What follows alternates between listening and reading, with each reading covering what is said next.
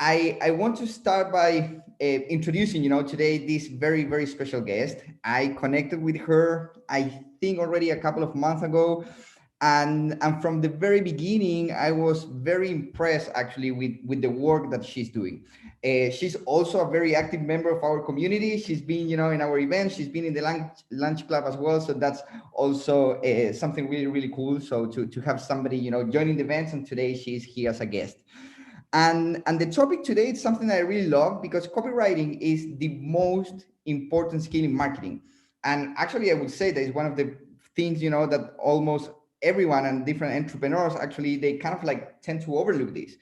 And the things that the words that we use to express ourselves and to communicate our ideas, our brand, our business are extremely powerful. And that's something also that big brands have been using, and they know about this, since very, very long time.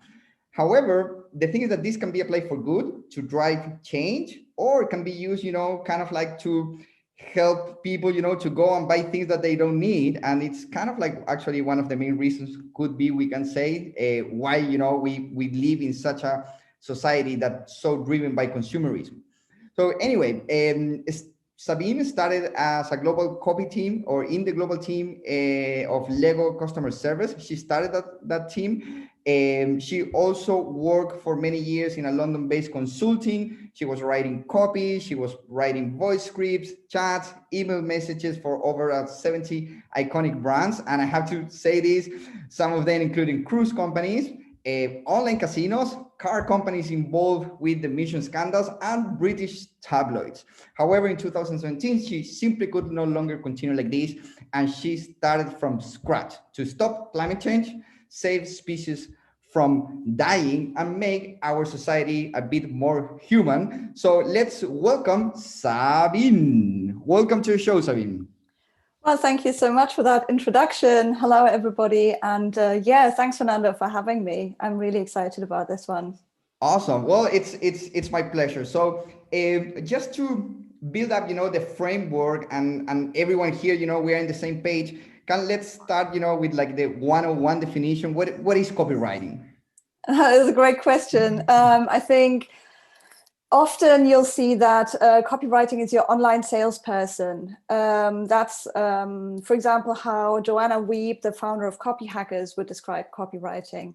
But when you go and ask different people, they will all give you different definitions of copywriting. For example, I would argue there is more to copywriting than just making sales. The broader definition that I use is more about having a measurable result that you want to achieve by writing a text. So in that way, it is quite different from, for example, writing a novel or poetry, or a theater script, or a journalistic article, which of course aims to inform people or educate people, but usually you don't have to fill out a survey at the end of that newspaper article to prove that you understood the main points. Whereas with copy, we want to get better click-through rates, we want to get people to sign up for a petition, for example, or sometimes also make a purchase. But in any case, you'll always be able to measure whether it's been successful or not. Okay, it's very practical what you're saying. So when writing copy, then it's something that we can measure, and there is a result that we're looking for. Yes, yeah. So it depends on what you want to achieve, what kinds of KPIs you would set, and how you would look at whether you've achieved those targets. And I also have to say some aspects are very difficult to test in a quantitative way. Sometimes you have to use qualitative measures, but in principle, it's always testable. And that's how I would define copy, whether it's conversion-oriented copy or UX copy, or maybe even content like blogs, if it's lined up on a funnel where you want to get people to understand a certain concept before they are ready to make a decision about whether they want to join your cause. Got it. Now, when writing copy, I mean, you just mentioned could be different things. Could be a blog leading, to join something, or could be just your website, or could be anything. What are the first things, kind of like the pillar stone that you sit there and like, okay, what are the things that we really need to get aligned in order, to give this form? Well, I've already talked about measurable results. So yes, the target is really important. Like one of the questions I always ask prospects, clients, people we work with is, what are you looking to achieve?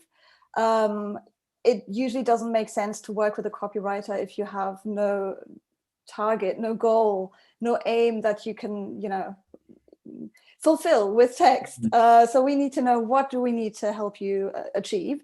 And the other equally as important thing is, who are we writing for? Who's our reader?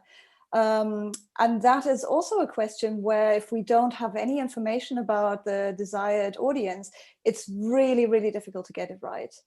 And yeah, I think that's probably the one thing I would, for the audience, if you're looking to work with a copywriter, if they don't ask you about your audience, don't work with them, because we're always writing for somebody and we need to get it right for them. So that for me is really the hallmark of good copy, that it's designed to work for a specific type of person.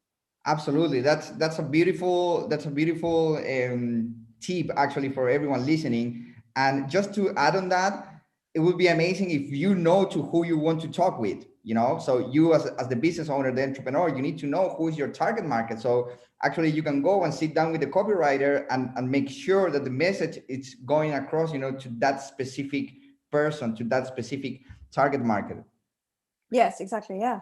Now, something I've been curious actually since I met you, because you have this angle of green copy, to work actually with sustainable brands, and I know personally that actually you have a very strong ethic on that. But also you come from the other side of the coin, you're coming from the corporate world and working kind of like for the traditional world. So I'm super curious to know, what difference do you see in the copywriting world between these two, sub markets, kind of like the traditional one and the more sustainable one? That's a really good question. Well, on the one hand, I would say there's a deeper connection between us as copywriters and our clients, because there's much more than just this project that connects us. It's a way of life. It's a way of thinking about the world. And so we usually stay in touch for much longer, even after our work together has ended, or even if we decide not to work together. Often we make great connections just on, networking calls, or even getting to know each other calls, where, maybe we're not quite the right fit for what they're looking for, but still we stay in touch and we have regular conversations. And I think that happens much more rarely in the traditional world. But there's also more. There's more of an interest in marketing in an ethical way in our niche, whereas the traditional corporate world, I think they're just discovering this topic, but they're usually discovering it in order to make it another sales argument. So they can go out and say, look, we're doing all of this ethical stuff. And so if you've heard anything bad about us in the past, you can now forget about that because we've changed. Whereas the kinds of organizations that we work with, for them, it's part of who they are. It's part of their DNA. They wouldn't want to do anything, even inadvertently, that doesn't take their audience seriously, that coerces them, manipulates them into doing something that they don't want to do. And so we take on more of an advisory role in that regard, like opening up a whole menu of alternative ways of doing marketing, where a lot of colleagues of ours that work in the more traditional world, they don't think about that topic as often and as deeply. I know that from the Slack groups where I hang out and the LinkedIn groups and so on, it's not very often a topic in the traditional world. And some people even say, as copywriters, they would be quite happy to take on pretty much any client, because they leave their own ethos at the door when they sit down to do their work.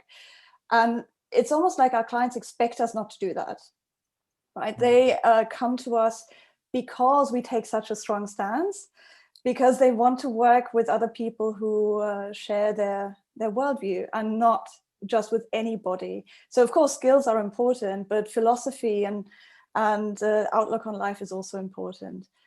And that also goes into what you want to achieve with your audience. So increasingly, I think we're seeing social enterprises or environmentally friendly companies going outside of their own niche to try and win a bigger audience, like more of the mass consumer, if you will.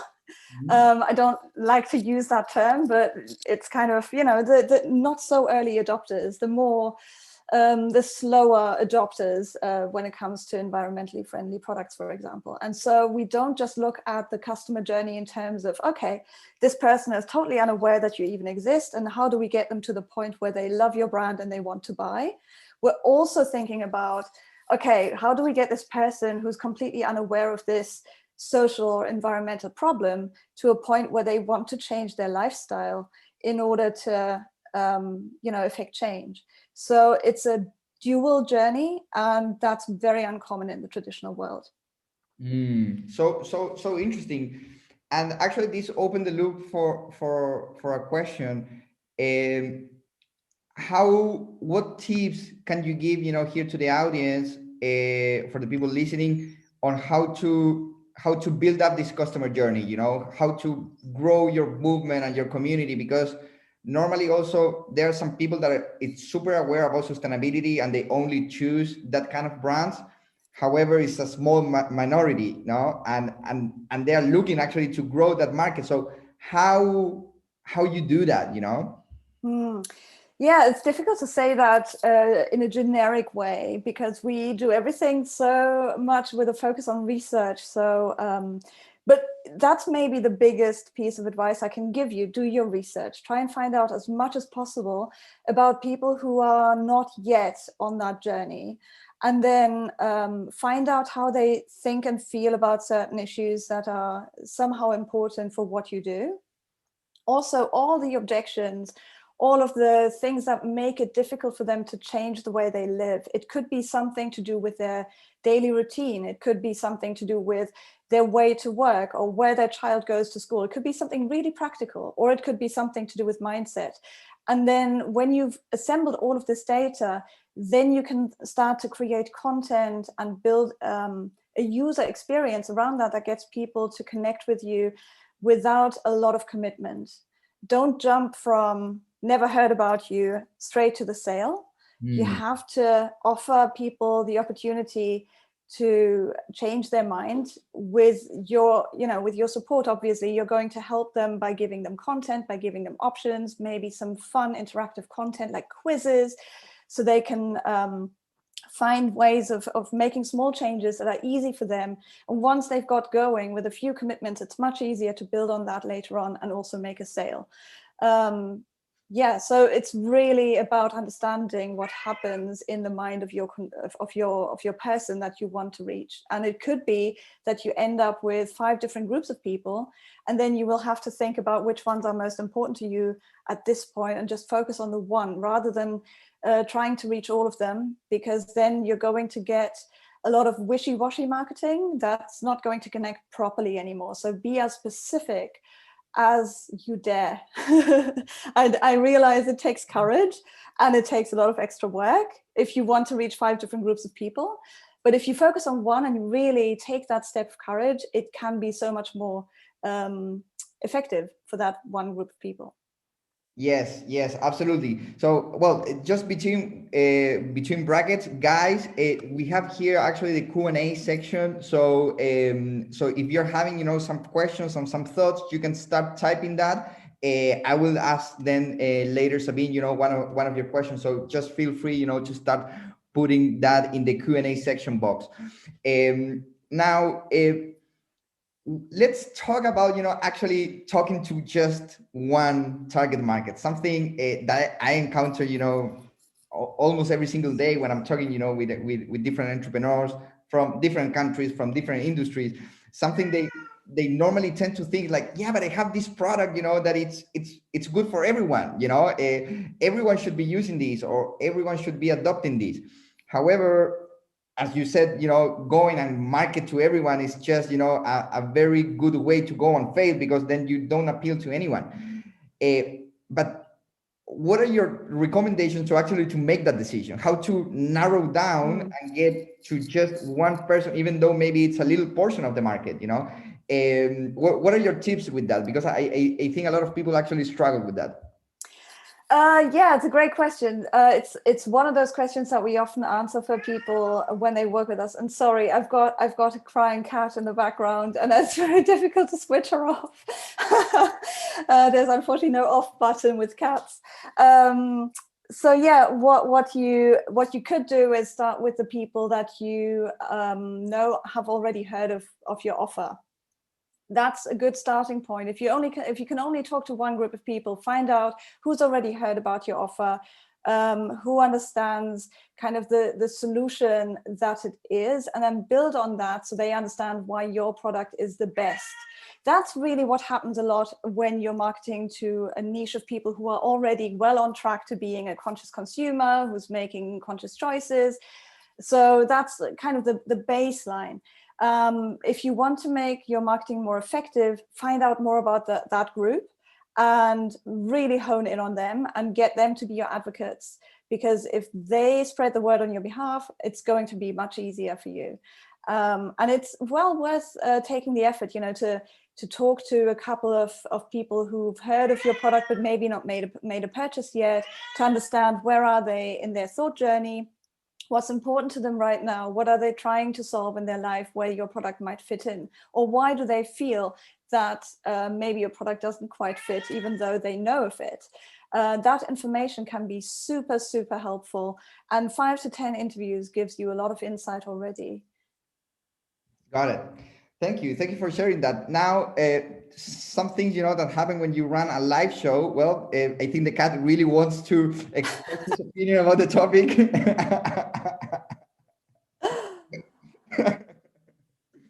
Okay, so joke aside, how important is to when writing copy? You know, this could be for an email or scripts, website, etc. How important is to test different variations?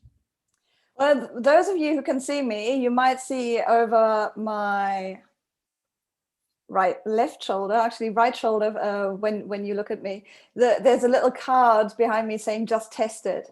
I'm a strong believer in testing, and in fact we test in all of our projects just to validate our ideas. There might be things that we think are great, but the audience think it's really naff and they don't want to go for it. So ideally, you know, you don't have to come up with 100 different ideas, but if you have an idea that you think might work really well, do put it in front of an audience and see how they respond to it. Gather some data on that. It's relatively quick, easy, and inexpensive to make that work. And then if you've got that data to prove, okay, everybody understands what we're about. Most people understand what's special about us. It's probably, you know, we've got good reason to believe that this will work. If we put that onto our website, if we put that onto our product packaging, we can feel much more confident that it's going to work. And then you'll end up iterating anyway. You're never going to be finished. That's the other big secret about copy. It's never fully done. 6 months down the line, at the latest, you will discover something that you want to add or take away or change, because the world around us also changes, and you'll gather information about how people interact with your copy. And so you need to be ready to make those changes and not leave it set in stone. We don't want ethical and sustainable brands looking like, you know, some of the websites that we still encounter today that look like they were made in the 1990s. And of course, I understand you all understand this, but it's just much easier if you account for it in your planning from the get-go and you don't leave it as an afterthought. Got it. Now, I just want to share a little anecdote. Last year, I think it was last year, we were recently in business, and we decided to do a live seminar, well, before the pandemic and before all this madness. And anyway, we did the seminar. We partner up, you know, with a couple of institutions that they had the community and the target market, and we build up a landing page and we start promoting that thing. And after a couple of days, we were driving traffic to the website, to the landing page, However, after 2 days, we make 0 sales, 0, nothing, absolutely nothing. And we were like, like taking our hurts off, like what's going on, what happened? We're driving the traffic, what happened? And then, we were not attached to that landing page, as was asked, was just, okay, this is just not working. And what we did, we rebuilt everything and we changed the copy of the site. Was the same thing, the same structure. We just changed the words, only the words. And just the next few hours, we converted, I think, like 6, 7 people who bought into the seminar, and after attended that. So just, as an example of how important it is to test, and the huge conversion, that you can have after changing that. Now, that leads me to another question for you. If you have maybe, some example, real life example like this of twist that you did or that the company did, and you saw, like incremental results. That's a really good question. It's a difficult one to answer because we often work with clients who haven't got their analytics set up right, or who don't really measure conversion, for example, before they start working with us. So we do a big education piece at the beginning of projects, usually to get that all set up. But that also means that we don't have reliable data on how it used to perform. What I can tell you is that we have written pages with conversion rates of around 60%, which is almost unheard of, really. And I wouldn't say we can easily do that again. If you think of the average conversion rate for a website being around 2.5%, 60% is, of course, massive. But that's it's a result of not just a website in isolation. It's about the whole funnel working together in order to drive the right traffic with the right mindset to the right kind of landing page, where the action that we're asking them to complete is exactly the right fit for where they are in their journey. And yeah, so it is possible to achieve that, but you need to really know your audience extremely well to be able to put all the puzzle pieces together. And you need to be able to track them across that journey in order to understand, where are people coming from? Do we get the kind of traffic that we want to get? And that's the power of a good funnel, where you set things up in a way that you know where people are coming from, and you can send them on a journey, almost like dominoes, where you flick one and then the whole journey unfolds. Of course, people are not machines, they're not dominoes either. So and I don't want to suggest that we want to manipulate people in that way, but if you set up a path and it's attractive, a lot of people will walk on it, and there's a high percentage of people who want to go it to the end. Absolutely. I don't think that it's manipulating. I just think that it's making, a structure, or making kind of like an environment that will help people, and it's going to be easy for them to say yes and no. I think that's it. It's not manipulating. It's just, helping them to make an informed decision. That's a really good point, actually, because a big piece of that is also getting people to say no at the right point in the journey. So, if you're very unclear, you can get people to stick around for a much longer time before they start thinking, no, this isn't for me.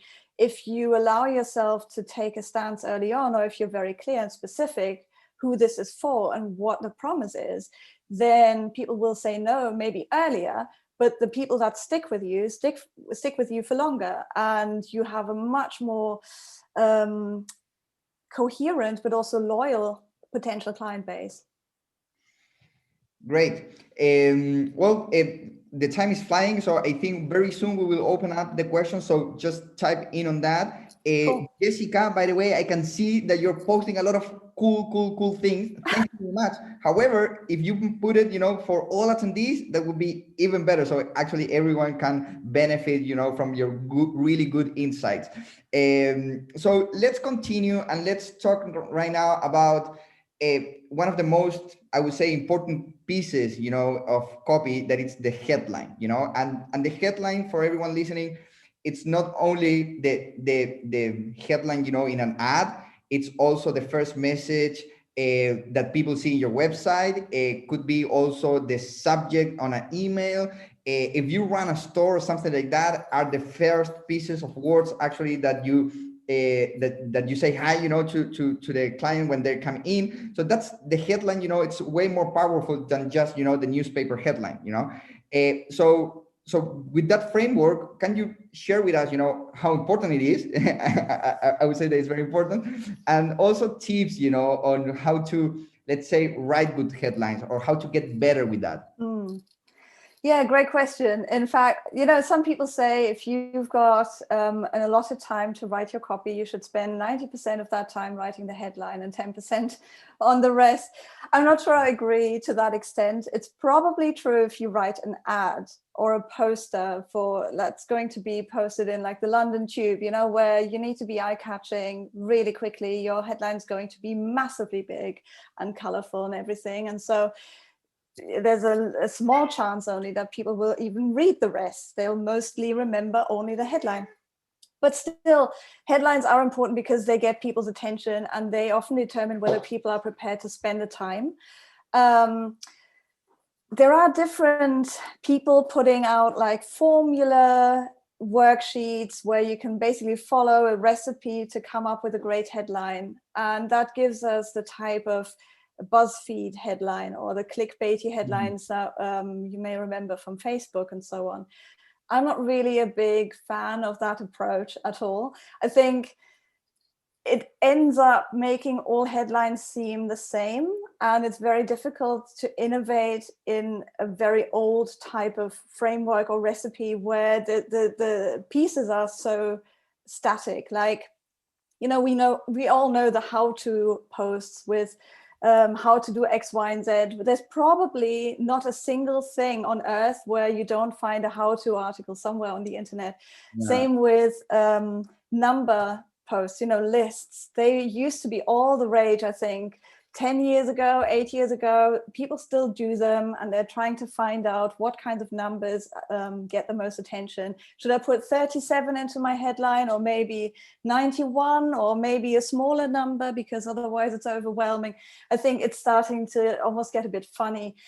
But there are some things you can do. So one thing that I often see when we do website audits, but also email audits to an extent, if you take the subject line as a headline, many people don't make their headlines work hard enough.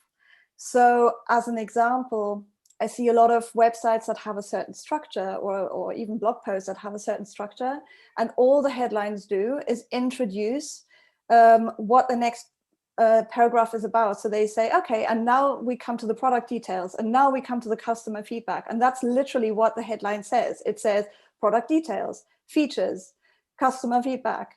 And yes, that's great. It helps me to scan the page and find where I need to go. But at the same time, if you took that away, you wouldn't lose much content. And the best headlines, if you just read the headlines, you get the gist of the information. So look at your headlines and see, can you make them work harder? Can you make them so full of meaning that if somebody only reads the headlines, they still take away a lot of what you want to tell them? And for example, if you do something like customer feedback on your page, can you take a quote from a customer and turn that into your headline? And then it's really clear, it's in quotation marks, there's a name underneath, maybe there's even a picture next to it. It's clear that this is feedback. And you don't even have to say, hey, this is customer feedback. So that's one way you could do it. Another thing that might help is just think about how you can inject emotion into your headline. So it's not just a factual piece of information, but it actually gets people to feel something. And especially when you want people to read the rest of what you've written or open your email, emotions are the main driver. And it could be something that makes people feel something positive or negative. So I dare you to put something into your subject line that makes people think, I disagree. They're more likely, I would argue, to open the email than if it just says newsletter, because we respond to that kind of thing. It drives us to take action. Well, that's a really good point, and actually that leads me to the next piece of questions that I want to ask you. It's related, to storytelling. and and communicating, your story, and actually taking a stand, and also polarizing. How important actually is to take a stand and polarize, and make, maybe some people even angry, and mindset wise, how to deal with that as well. I'll start with the mindset. You should probably, if you're out to take a strong stance, if you want to try that out, make sure you've got a support network, like find a mentor, find a coach, maybe do some yoga or some breathing techniques, because it can be really stressful. I know from my own experience that sometimes I've written things where it was like really, gasping for breath, or holding my own breath, thinking, okay, how will people respond to that? And it can be exhilarating, but it can also be really tough. So make sure you've got that. But you don't have to polarize. That's my second message. I think it depends on who you're trying to reach, or who you want to reach, and whether they respond well to polarizing messages. You will know that based on your research. Some personality types are just much more harmony seeking. And if you want to attract an audience that wants harmony in the world, they might not respond very well to you taking a polarizing stance. On the other hand, if you know that your tribe, your people, responds well to that kind of thing, then you should absolutely do it. Not necessarily all the time, but occasionally pick your fights, obviously. But when it's really worth it, it might be a really good idea. Interesting. Really, really good tips, by the way. I think everyone, I can see some of the comments. I think everyone is getting ton of value. So I'm super happy. We will start with the question very, very soon. So keep just asking that. What tips can you give us in order to get better on storytelling? So that's one thing. And then, in your opinion, this is something that people, kind of like born with the gift of telling good story, or it's more like a skill or something that actually you can learn and you can get better over time? Yeah, absolutely. The second thing, right? It's a skill. If you have talent, you'll learn the skill a bit faster. But it's definitely a skill. I don't really have a storytelling talent. And yet here I am teaching storytelling workshops and using storytelling as one of the techniques in my work. When I was a child, I hated it when I had to look after little children in our family, because they tended to ask me to tell them a story, and I was just tongue-tied. I couldn't come up with anything, like no imagination left in me. I think I was probably also too shy, and couldn't really, let my imagination run freely. So it's taken me a lot of effort to let that happen and channel that desire for storytelling. But what's really been helpful is learning about how it works, like learning from the best. I mean, I studied literature at university, various different kinds of literary traditions. And when you look at how the greats worked, they all had some sort of technique, template, methodology. Like even Shakespeare had his way of doing things, and he went through a set of motions that he repeated for every play or for every sonnet that he wrote. And even just the fact that the plays have a certain structure that repeats for every play, or that a sonnet is a sonnet, and you know how to describe a sonnet, because if you look at a literary dictionary, you will see the rules explained based on what type of sonnet it is. So there are grids or guidelines that can help us with storytelling. And one that I found the most helpful is, first of all, a question that really sparks storytelling, and that is the what if question. Without a what if, it's very difficult to get into the storytelling mindset.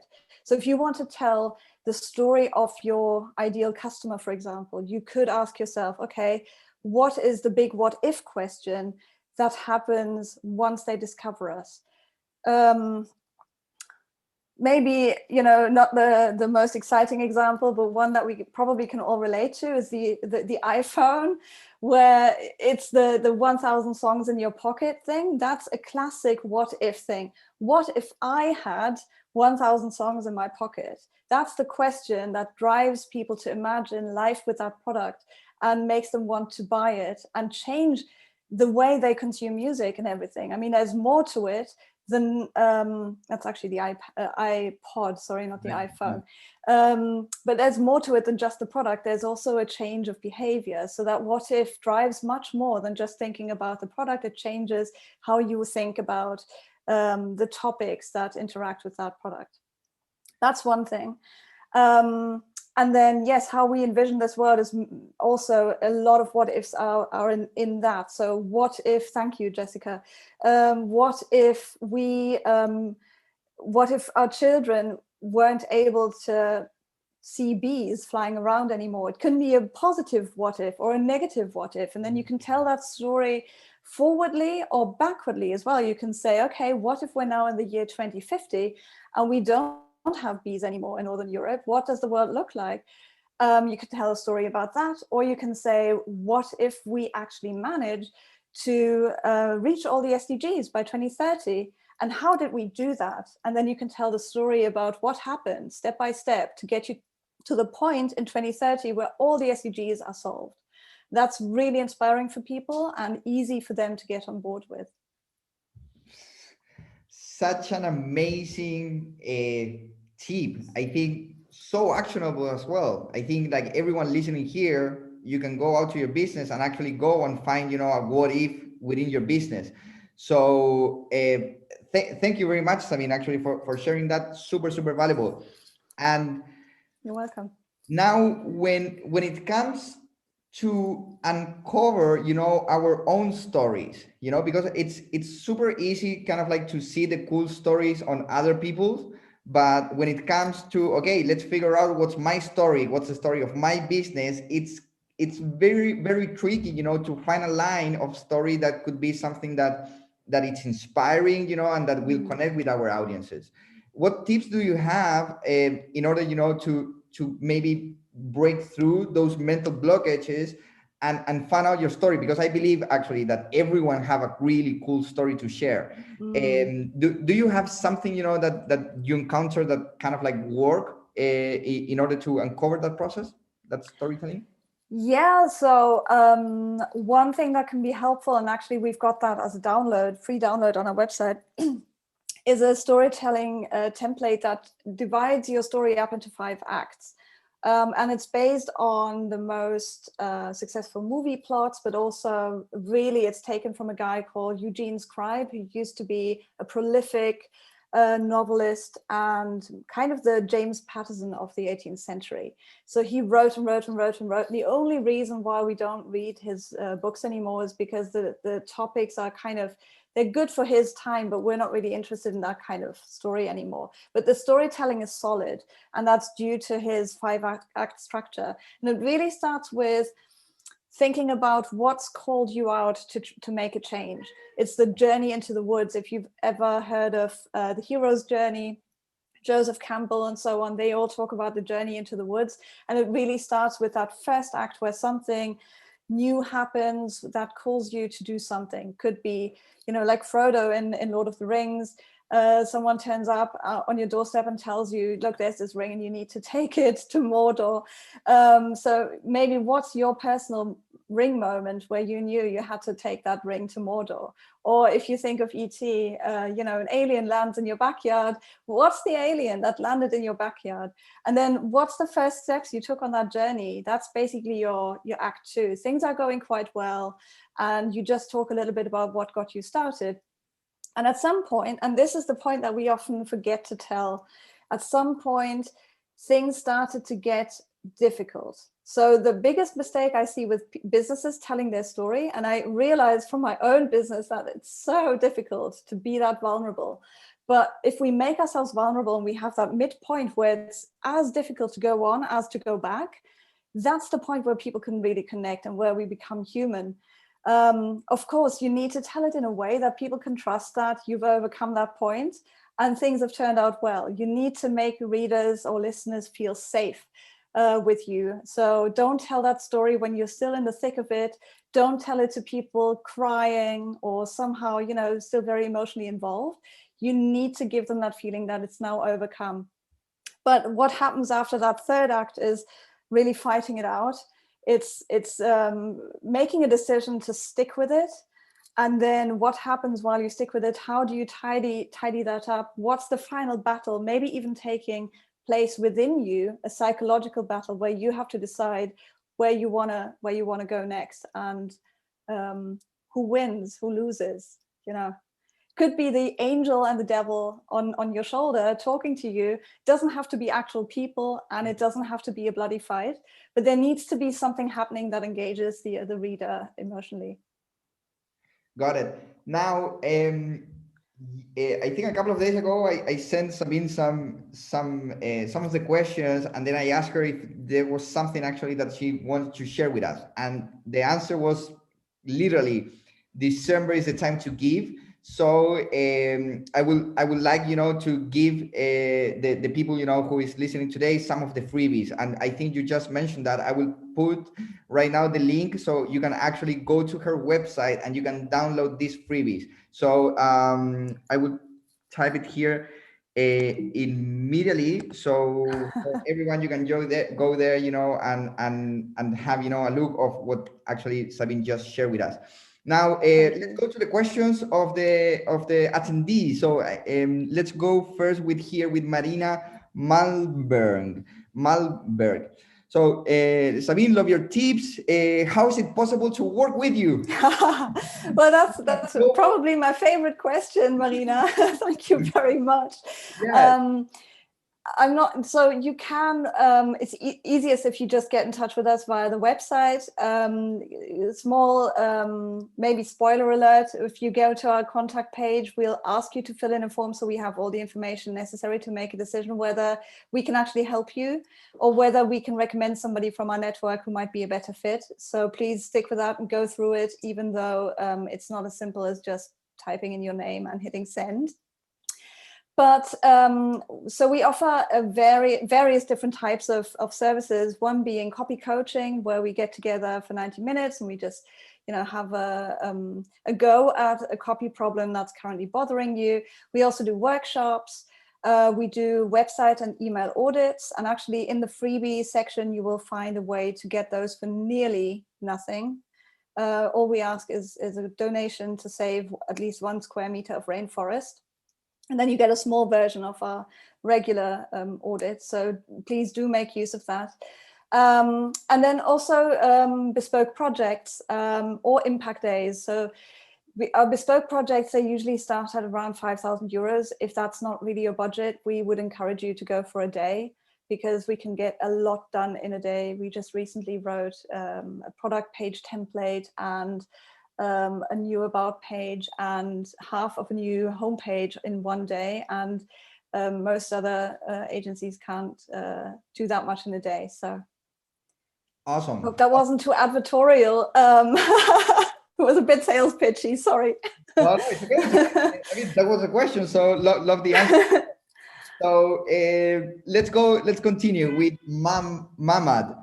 So his question is, what is the turning point from conversation or interview with the lead, into actual the sales pitch? How you kind of like transition? How do you feel that pressure point? Okay, so thank you, Mamad. I think it's a great question. I think you need to decide beforehand what the purpose of the conversation is. If you're looking to interview people, don't turn it into a sales pitch.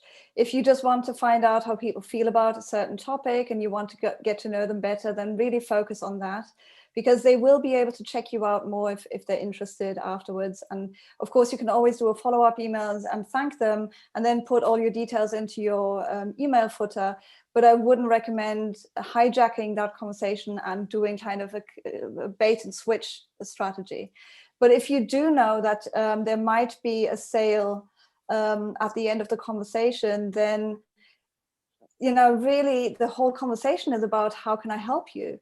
and making that work for the other person. So it's a very clear-cut road from starting the conversation with a little bit of chit chat into, okay, what's going on for you in your life right now, and how can we help you achieve your goals?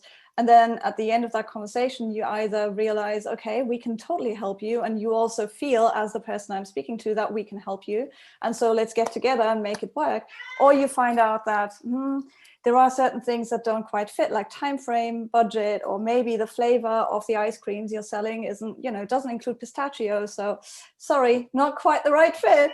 Then of course that's the end of the conversation. But yeah, be clear about the purpose of the whole conversation in the beginning. Yeah, absolutely. Actually, to complement on that, I think we were talking about this during the conversation, but in different pieces, because the first thing is to start with the end in mind. What's your goal? What's your outcome? What are you looking for? So that's the first thing. And then something also that Sabine shared with us, what's the customer journey? How we will get to them, how we will talk to them, what will happen next, and how we will feel, that gap from where they are right now until the goal or outcome that we are coming from. So I think when you get those two things right, and with who you're talking to, and then you test different angles, like you will find that way, that will make that super smoothly, super natural for you, and super natural as well for the client. Because let's be honest, nobody wants to ask for the sale, like, hey, you want to buy this or buy that. It's salesy, you don't want to do that. So in that sense, connecting with them, I think it's a really great place, or how to get that, and anyway, I think that's how Sabine, she already shared that in different pieces. I'm just putting that together. Cool. Awesome. Let's continue from Anna. Do you find it hard to differentiate your work when you serve many clients with similar goals?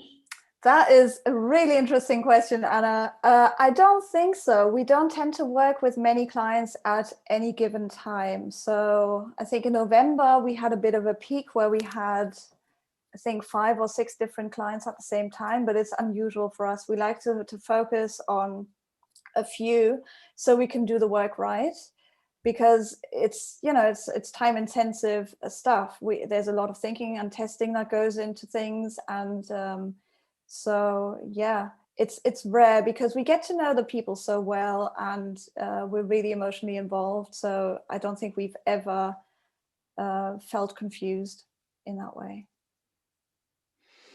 Thank you. Now we have another one from Marina. How to make corporate world to see a Miss way to turn Miss CSR into shared value creation, making them heroes who create shared value creation with right, now create poverty, marginalization. I don't quite understand this question, to be honest. What if we hold the key to the corporate fulfilling agenda 2030? Sorry, Marina, I don't quite get the question. Maybe you can reformulate that. In the meanwhile, I will continue with the next one with Vivian. So Vivian is saying, what would be your first advice on how to start a dialogue with your target audience through good copy to really activate and inspire them with regard to sustainability topics? Well, you need to be where they are. I don't know anything about you, Vivian, or what you're working on. So it's difficult to say something that's going to be really actionable for you, I think. But if you sell services, for example, the easiest thing would be to just be of service to other people in where they are. And that could be a physical location. It could be an online location. And that's how you start the conversation there. And you can take what you've learned in the conversations and almost mirror that in a written piece of copy that you offer through email, in a worksheet, on a website, or something like that. And really, it's similar for product businesses too. So if you're, for example, offering a product for people looking to cope with the home working and homeschooling situation that many people are going through during the COVID crisis, you could, first of all, that's what I would recommend, join forums and online groups where people discuss these topics and listen in really carefully, and then use the words that people use there to write your copy as well. Obviously, you will want to polish it a little bit, give it some structure and so on, but it's really important to always use words that are almost taken from the mouths of the people that you want to engage, because they will then recognize that, hey, this is how I talk, this is how I think, this is exactly the topic that I want to find out more about, rather than you trying to translate it into something else, and then it won't really resonate as much. Got it. Very, very clear. Very, very clear. So anyway, I think we are almost at the end actually of this episode. I think actually it was super packed with a lot of value, a lot of practical tips. I think everyone will have, like a lot of homework actually to go and do and rethink, some things, how to communicate your business. Just for everyone to know, if you are not able maybe, to take notes and everything, we will upload this episode as a podcast. So if you think that it was valuable, then you can re-listen to it. You can share it with your team or with other fellow entrepreneurs or with anybody, that might think that this is valuable. Well, I think we have a couple of minutes, and I think Marina here help us with the question again. So let's do this last one and then we close. We identify a global huge miss CSR relevant to each corporate company and others rotating employees, which make generation of dependent women. Okay, the trick is to speak about the pain. We have a solution to it which can help companies be heroes in this.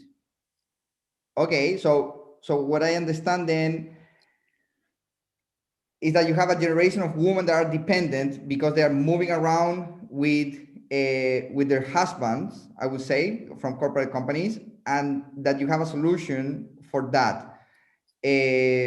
So what's the question now? I would say how to communicate that. Yeah, I think from the first question, I would say how to make the corporate world see the problem and want to change. Well, Marina, I don't know very much about what you're doing, so please take this with a pinch of salt. But usually, if you want people to change the way they're doing something, you first need to find an intrinsic motivator that will want them, that will make them want to change. So find out what companies that you want to talk to are already thinking about what their desire is currently to make a difference, and then tap into that. Or if you think the corporations you want to talk to, they're completely blind to the whole topic and they don't want to really make any changes for the betterment of society, then find out how could what you're proposing help their bottom line or something else that the companies are trying to achieve, and link that. So try to find statistics or maybe just a causal chain of, cause and effect that you can use to make your case. But the important thing is always to link it to something that people want anyway, because it's very difficult to make people want something. They might want a product or a solution, but really what they want is the outcome. You may have heard of the fact that people don't go into DIY stores to buy a hammer and a nail. What they do want to buy is the hole in the wall or the picture on the wall. And so what is the picture on the wall for the corporations that you want to talk to? And then make your story about that. Yeah, absolutely. Thank you, Sabine. I think that it's a answer very valuable. And to complement on that, I think it's especially because you're dealing with the corporate world, to make sure to understand and to speak to them in their language. The corporate world have a different mindset and they have their own language. So if you want to go and add value to them, make sure to understand what they value, what are your values. I know and I feel, that you have a great heart and you're doing this for a mission. However, they don't share the same values, and not judging, everyone have their own values. So in that sense, like, do the homework, do the research, what they really value, how they speak, what they communicate, and that will help you, to kind of like close that bridge and to connect with them, because otherwise for them, it's like, oh, another one of those, and it's kind of like what happens. So hope that these tips help you. Yeah, thank you so much for awesome tips. Well, You're so welcome. This is fun for me. So if you have any more questions, do feel free to contact me also on LinkedIn, or just, search for my name, you'll find me. Awesome. Well, so anyway, guys, thank you very much for this awesome new episode. I have a lot of fun.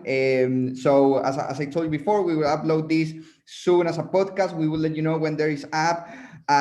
Wish you a lovely day. And well, Sabine, again, thank you. Thank you very much for taking the time to actually to do this and share your knowledge. I have a lot of fun, a lot of tips. I will release this to myself actually and take some notes. There's definitely some homework for us as well to do. So yeah, I'm super grateful. Thank you very much for being here today. Well, thanks for having me. It was fun. Thank you all. Well, so that's it for today. Wish you all a lovely day ahead. And until the next time. Ciao, ciao.